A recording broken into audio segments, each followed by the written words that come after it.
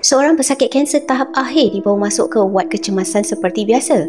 Tiada siapa menyangka malam itu akan menjadi permulaan kepada salah satu kes paling misteri dalam sejarah perubatan dunia.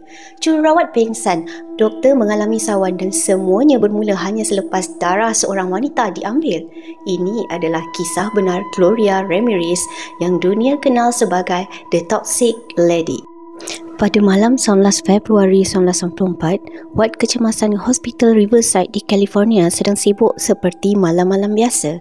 Doktor dan jururawat bertungkus lumus menyelamatkan pesakit yang datang silih berganti. Tiba-tiba, sebuah ambulans membawa masuk seorang wanita dalam keadaan nazak. Namanya ialah Gloria Ramirez, seorang suri rumah dan ibu kepada dua anak yang sedang menghidap kanser serviks tahap akhir. Pada malam itu, jantungnya mula gagal berfungsi dan tubuhnya terlalu lemah untuk bertahan. Ketika Gloria diletakkan di atas katil rawatan, seorang jururawat menyedari sesuatu yang sangat pelik. Kulit Gloria kelihatan berkilat seperti disapu minyak dan dari mulutnya terhidu bau yang kuat seperti bawang atau bahan kimia. Apabila jururawat itu cuba mengambil sampel darah, dia tiba-tiba terhidu bau yang sangat tajam seperti gas amonia.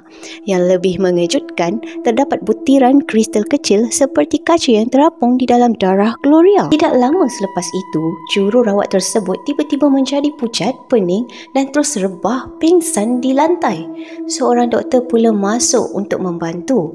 Namun beberapa saat kemudian, doktor tu pula mula menggigil, muntah dan mengalami sawan yang teruk. Dalam masa yang singkat, beberapa orang staf perubatan yang berada berhampiran Gloria mula jatuh sakit dengan simptom yang sama.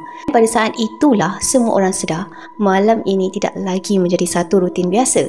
Apa yang sebenarnya berlaku? Apa yang ada tersembunyi di dalam tubuh Gloria? Nantikan part 2.